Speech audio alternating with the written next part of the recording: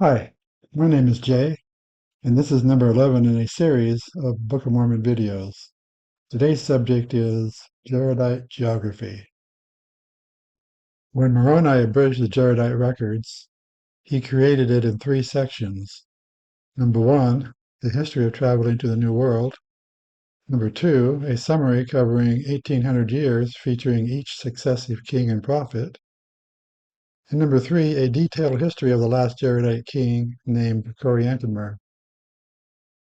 Only Section 3 contains geographical information regarding cities and battles.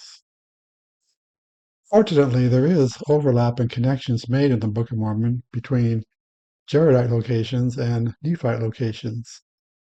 These overlaps, plus the very unique geography described in the Book of Mormon, provides the context needed to identify Jaredite locations.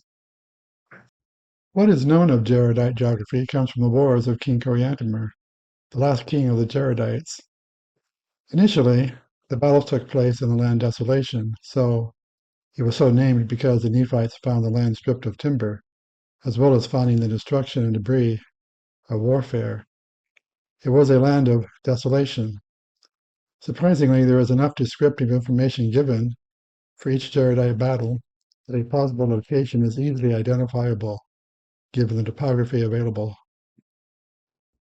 The land desolation included to the land north and east of the present-day border of Ontario, Canada, and Upper Michigan.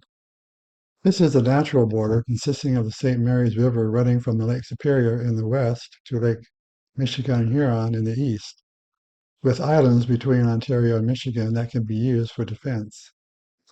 Overall, the modern-day Ontario border is the most strategic spot of the Great Lakes, commercially and militarily, which is why the Jaredites built their capital city there, in present-day Sault Ste. Marie.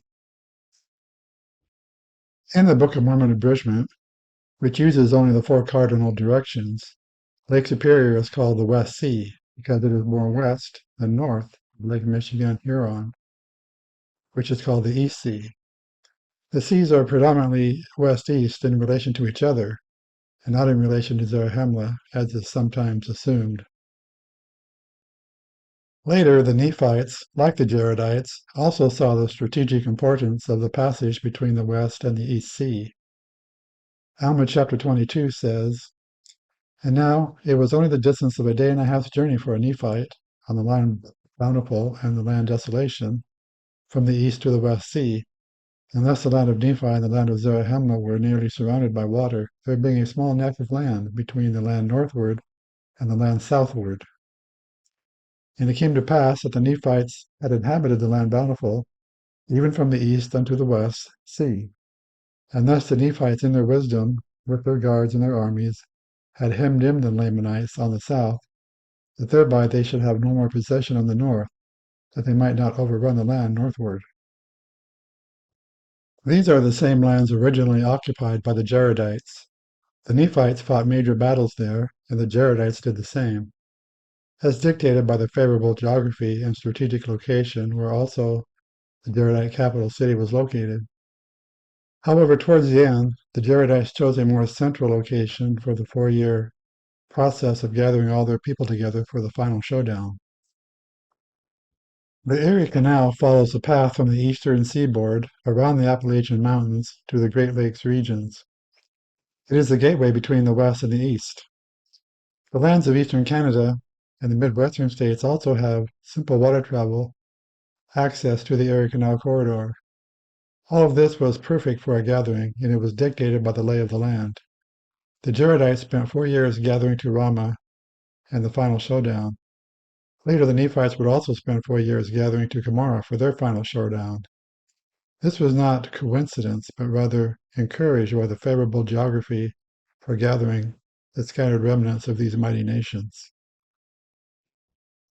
In Ether, chapter 15, "And it came to pass that the army of Coriantumr did pitch their tents by the hill Ramah, and it was that same hill where my father Mormon did hide up the records unto the Lord, which were sacred." From here, the Jaredite nation extinguished itself in a series of final battles at Ramah. Moroni continues, "And it came to pass that when Coriantumr had leaned upon his sword, that he rested a little, he smote off the head of Shiz. And it came to pass that after he had smitten off the head of Shiz, that Shiz raised up on his hands and fell. And after he had struggled for breath, he died.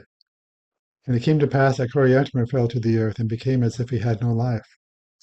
And the Lord spake unto Ether and said unto him, Go forth. And he went forth, and beheld that the words of the Lord had all been fulfilled. And he finished his record, and the 100th part I have not written.